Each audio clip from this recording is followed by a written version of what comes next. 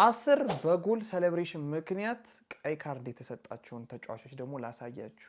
ከዛ ፊት ግን እንደዚህ አይነት ስፖርታዊ መረጃዎችን ከፈለጋችሁ የአቢሲኒያ ስፖርት ቲክቶክ ቻናል ፎሎ ማለት እንዳትረሱ። 10ኛ ላይ የምናገኘው ኔይማር ጁኒየር ነው። የኔይማር ጁኒየር ሳንቶስ እያለ የጨፈረው ጭፈራ ነው። እንመልከት።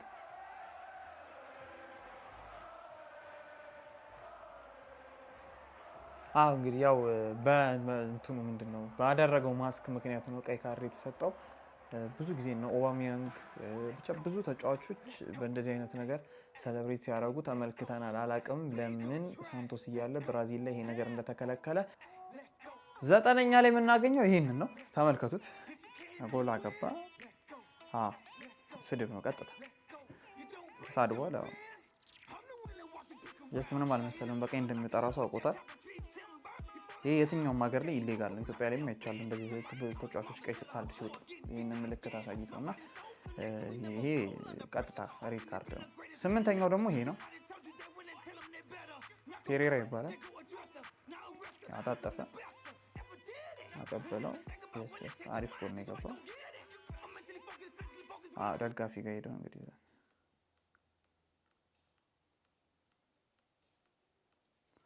ደጋፊ ጋር ሄደ።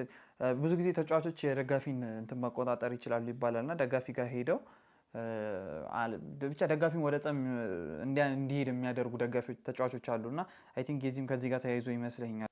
7ኛ ላይ የምናገኘው የካርሎስ ቴቬዝን ነው። ያው አስቆጠረ። ትልቅ ደርቢ ነው። ሪቨር ፕሌት ከቦካ ጁኒየርስ ከኤል ክላሲኮ ቀጥሎ እንደውም ዓለማችን ላይ ትልቁ ደርቢ ነው ይሉታል በርካቶች።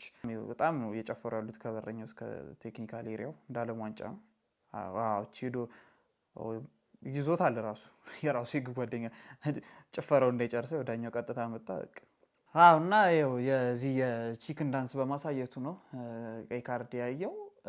ምክንያቱም ያው የሪቨር ፕሌቶች ያው እንደ ቺክኖች ነው የሚባሉት በራሳቸው ቋንቋ አለው። በአርጀንቲናኛ ግን ቺክኖች ስለሚባሉ የተጋጣሚ ቡድን ደጋፊዎችን ፕሮቮክ ወይም በመረበሽ ማለት ነው።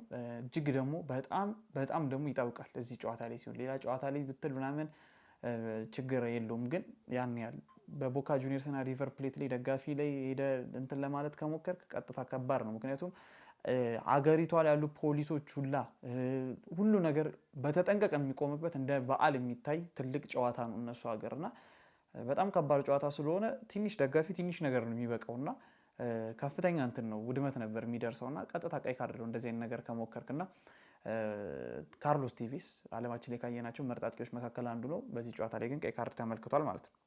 6ኛ ላይ የምናገኘው የቀድሞ ማንቸስተር ዩናይትድ ተጫዋቹን ኤዲንሰን ካቫኒ ነው። ካቫኒ እስቲ እንመልከተው። ፔናልቲ አስቆጠረ።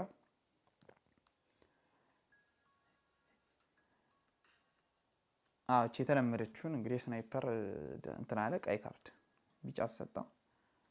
እነዚህ አይነት ነገሮችም አንድ ሀገር ላይ ይከለከላል፣ አንዳንዱ ሀገር ላይ ከዚህ በፊትም ተመልክቻለሁ። አንዳንድ ሀገራቶች ላይ ይሄ የሽጉጥ ምናምን ከዚህ በፊት ዝርኪዚ ሲያደርጉ አይተናል። ግን እንግሊዝ ፕሪሚየር ሊግ ላይ ወይም ሌሎች ላይ ችግር የለውም። አንዳንዱ ላይ ግን መጥፎ ነው እንደዚህ አይነት ስናይፐር ምናምን ማሳየትና ከዛ ጋር ተይዞ ኤዲንሰን ካቫኒ ያልጠበቀው ብዙ ጨዋታዎች ላይ እንደዚህ እያለ ነው እንግዲህ ሴሌብሬት የሚያደርገውና ቀይ ካርድ ተሰጥቶታል ማለት ነው። 5ኛ ላይ የምናገኘው ደግሞ ይሄንን ነው። እስቲ እንመልከተው።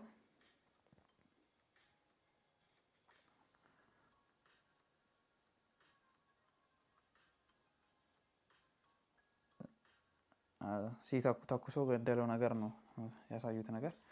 ቀደም ሲል እንዳልኩት ነው እንደ ካቫኒ ነው። ይህም ከባድ ነው፣ እንደየሀገሩ ይለያያል።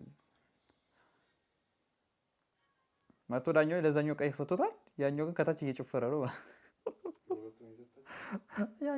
ያኛው ማሬ ለምን እንዳንሰለ የሚያሳይልህ